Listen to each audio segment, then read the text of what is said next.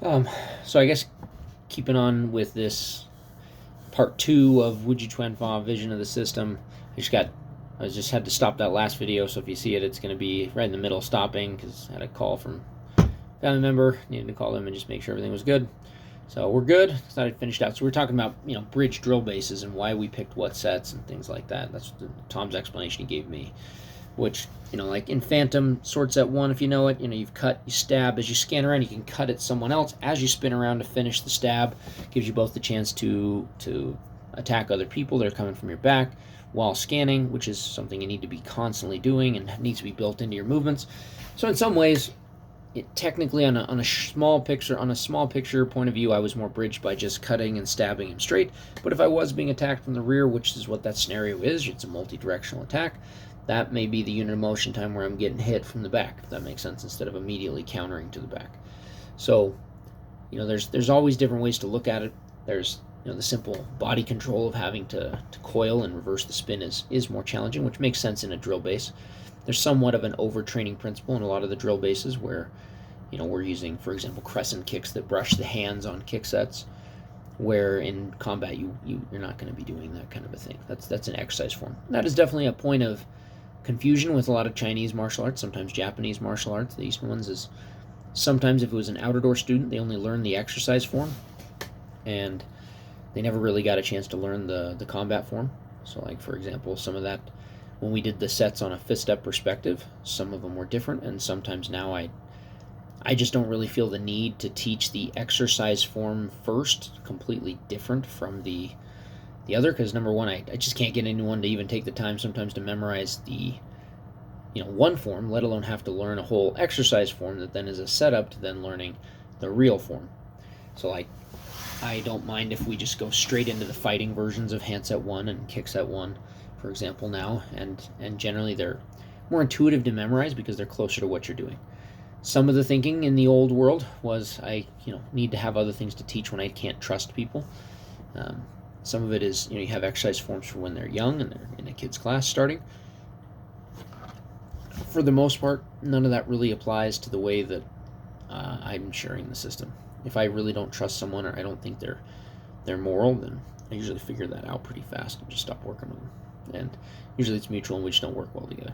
So I think that it's more of a danger of making it difficult to pass the system on that the people who are training it won't really learn it. And so, yeah, for one difference, and Tom was gravitating to this by the end too, so it's not, I don't feel like I'm jumping off of where he was headed. It could be simple things like in one of the meditations, originally there's 30 days for first step version of candle focus, 30 days for second step version, 30 days for the other.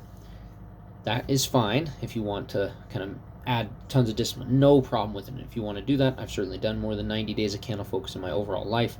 But as a first assignment, doing 30 days as an adult where you focus on all three parts at once just makes more sense, and it's a very productive meditation, probably a more productive meditation. And so there is, some bridging that he's been doing ever since he learned it and started passing it on. So it's nothing new, and I think I was around him enough, and we had enough discussions, and sometimes enough him saying, hey, that's not bridging the way we're going to bridge, for me to get a good view of kind of how we need to do it. But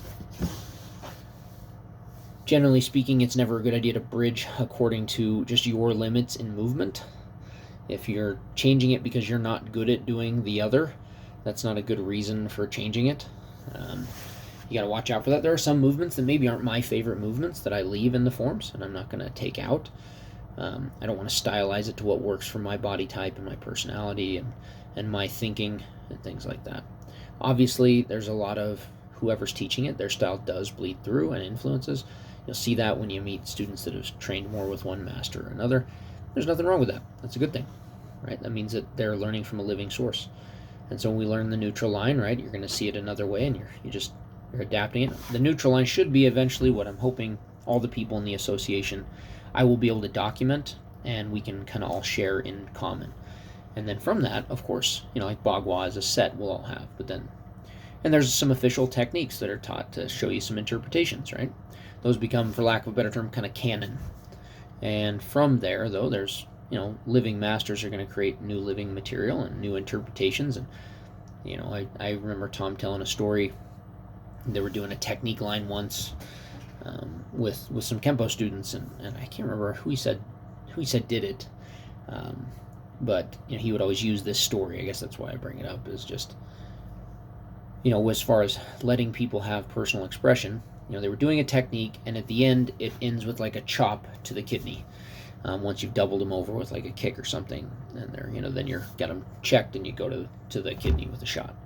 And someone did a hammer fist instead, and there was like an objection to, like, well, isn't that technique? It's a chop, right, or a shudo hand, or I don't know what they exactly call it there.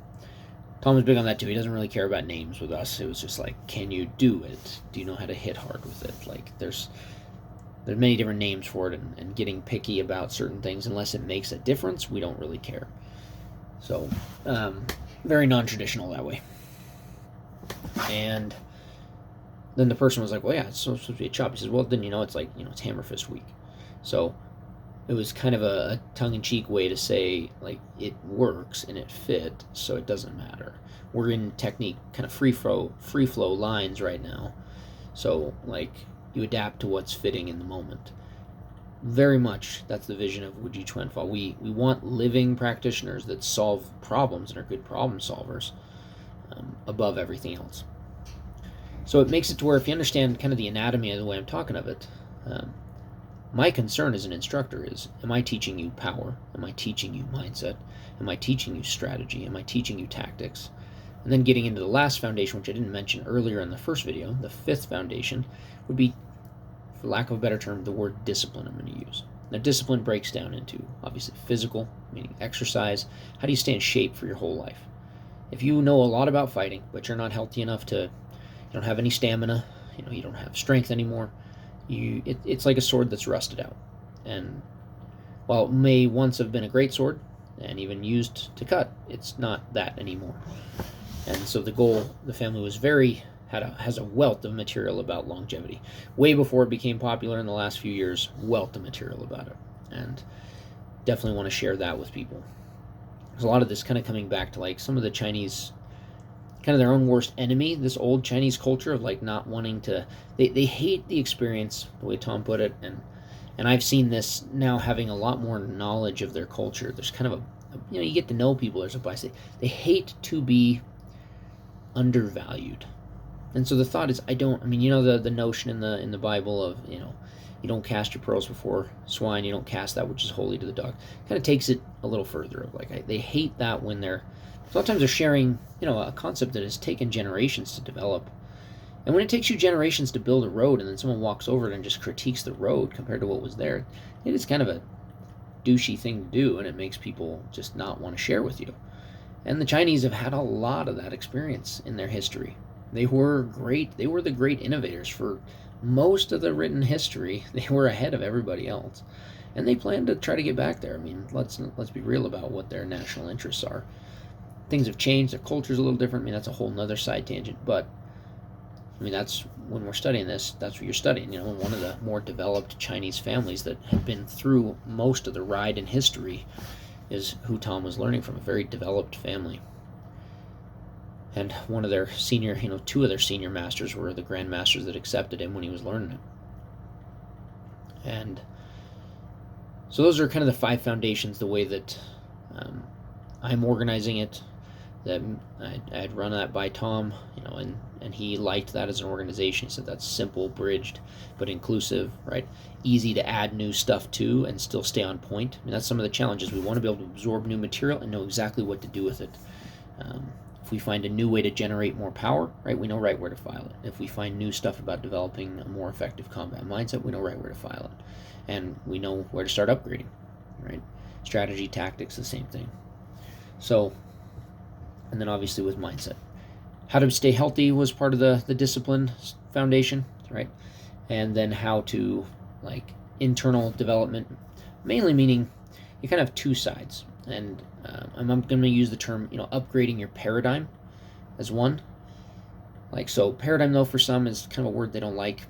Spirituality is another word that it comes into it. Basically, if I just talk what we have there, is you have meditation, you have Eastern philosophy, in particular spiritual type philosophy about the kind of metaphysics of the universe, going back through old Taoist lineages into like the Zerun system. With all that said, it's all very interesting, and what it really does is help you to create. That's why I use the term paradigm, shaping your paradigm, is you're going to be able to create a highly effective paradigm that lets you see new ways to solve life's problems, have a much better experience in life, to truly realize happiness is a skill, like to how we adapt to life to achieve our goals. In a lot of ways, the discipline foundation really comes down to how to shape change. And you want to learn how to shape, first off, your own spirituality, your deepest aspect of oneself.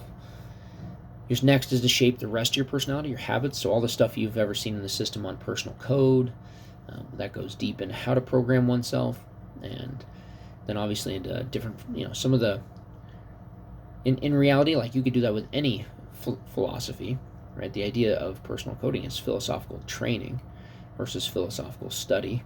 Philosophical training basically means I'm studying it with the intent of integrating it and applying it in my life. Philosophical study gets a lot more into like, well, who said what, and how did they say it, and we don't have a lot of interest in that at all. I mean, we'll probably cite wrong a lot of the time. We're not like held under college academic standards. I've been to college, like it's fun. I'll say it straight up, it's pretty overrated. Having a bachelor's degree, like it's overrated. It's a lot of like arguing about who said what and can it be academically shown, and a lot of these other things. That's basically just politics, the way that I was taught from this system. It's arguing. It doesn't have a so what. So when we get it, so what, kind of going with that, when we get around to like warriorship in our philosophy, it's trying to answer the question like, what type of person do we need to be as warriors? So when group one of like, creating a code and living by it, having integrity, having empowerment, having courage, having benevolence, boldness, going into the attributes, defining the attributes so that you can plug them into your personal code and start applying them. In a lot of ways, your personality, which is the totality of your person, all your habits at any given time, you live with that all the time. And that should become one of your biggest hobbies, is developing that to be the best one possible. We get into, obviously, I've already mentioned shaping our health and fitness. That's part of the discipline foundation. And you have shaping circumstances and change. Setting goals, having, if you guys have all seen kind of the family symbol of balance, it's got the circle with the stick figure in the middle, representing a well-rounded, complete life. Designing that, building it, or, nobody hits the perfect ideal, but having that as the aim, you tend to shape it a lot better. So with all that said, hopefully that gives you a good feeling of the name Wu Ji Quan Fa, what it's come to mean now, and why I use some of the terms I use with it. Some people like the old like Wu Ji Quan Fa when we spelled it Chyuan. I don't have a problem with that. That's basically a bad it's using Wade Giles romanization of the characters. The characters of Wu Ji Quan Fa is where the real meaning is. The way you pronounce it has basically nothing to do with that, and certainly the way you write down how you pronounce it has very little to do with it. The characters, depending on the dialect, the family wouldn't even have been using Mandarin. It's just Mandarin is the only Chinese dialect I really have access and mastery of. Theirs was probably closer to Cantonese from what I've seen. Some of the few words Tom said that he heard them pronounce. And so, but even Cantonese uses the same written language as Mandarin. It's all the same. What most people don't know about Chinese is that it's the same. It's a written base, rather than like most of the Western languages are a spoken base. They then tried to find a written form to record. So it's oral in its true foundation, whereas Chinese is the opposite. It's written in its foundation, and there's been many dialects, many dialects to express, but the characters would have been the same. So someone 1,000 years ago, you could still read the writing, and it's still understandable. 2,000 years ago, even 2,500 years ago.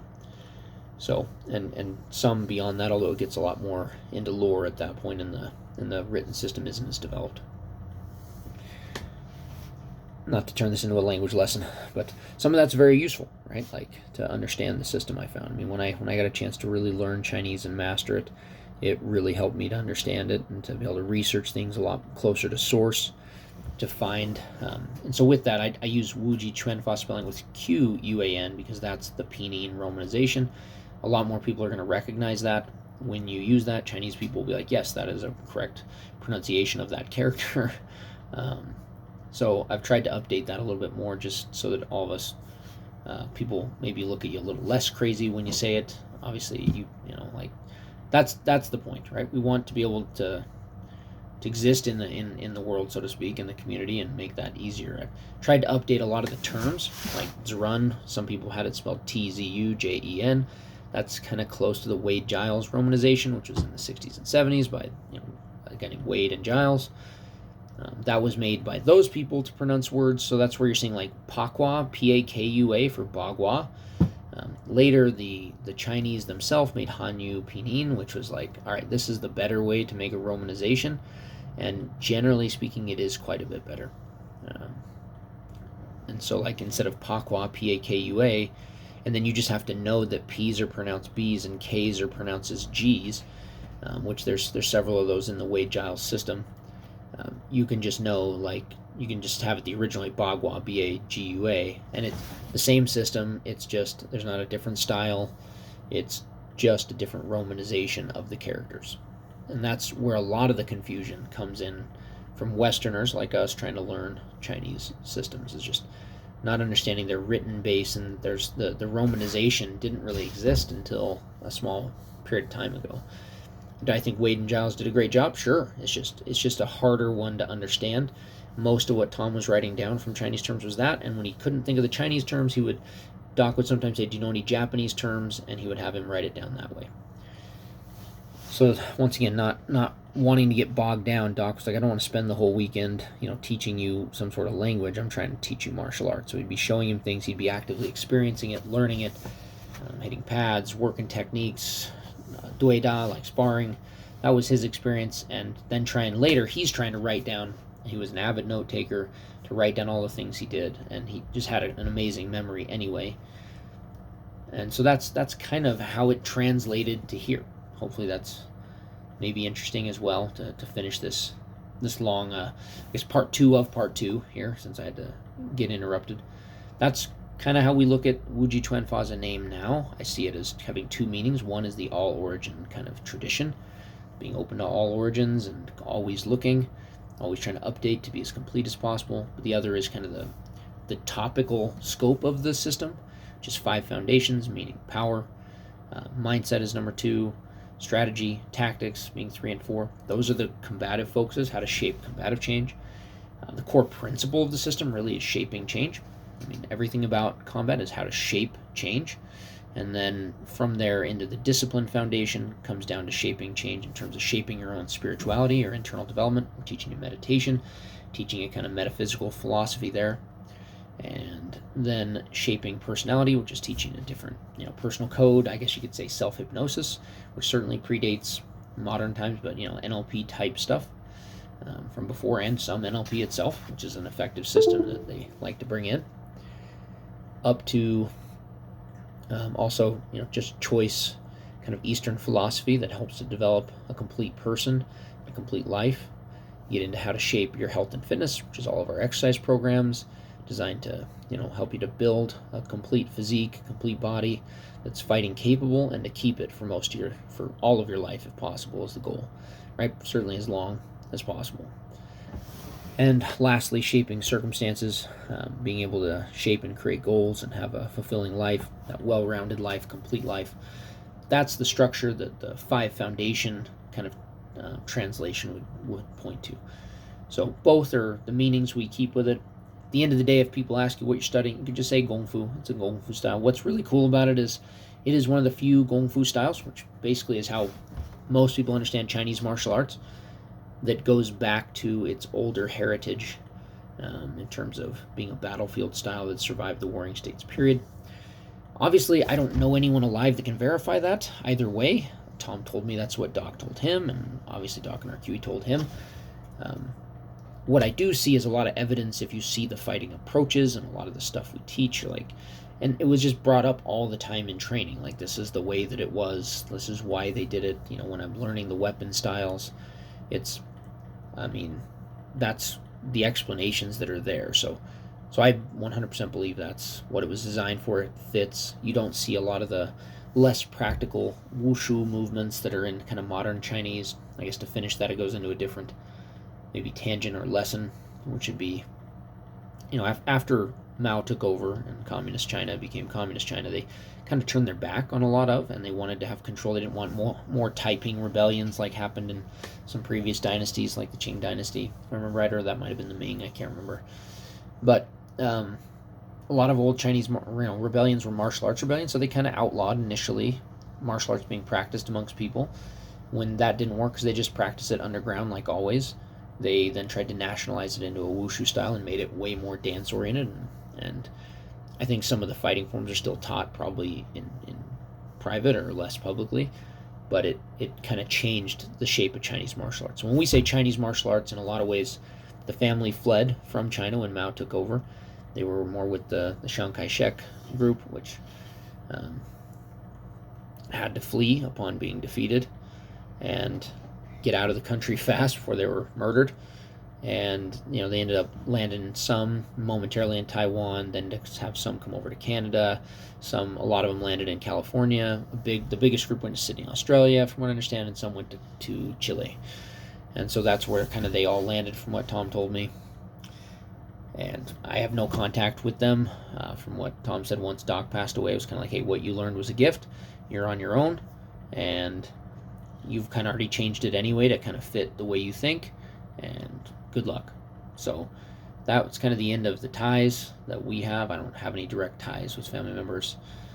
There's and that's a whole nother tangent as well. But that becomes the basis kind of for when Tom learned the family system. That became the predominant influence he felt on the way he did martial arts for the rest of his life. And that's, he's finishing that, I think 75, he says, is when he gets fist up, 1975, dying in 2024. So, basically 50 years. That's the top influence on his martial arts. I'll sign off for now. It's already long enough, but I guess that's the point. So I hope you enjoy the ramble. And that's more about what Wu Ji Quan Fa means kind of presently and going forward in the future.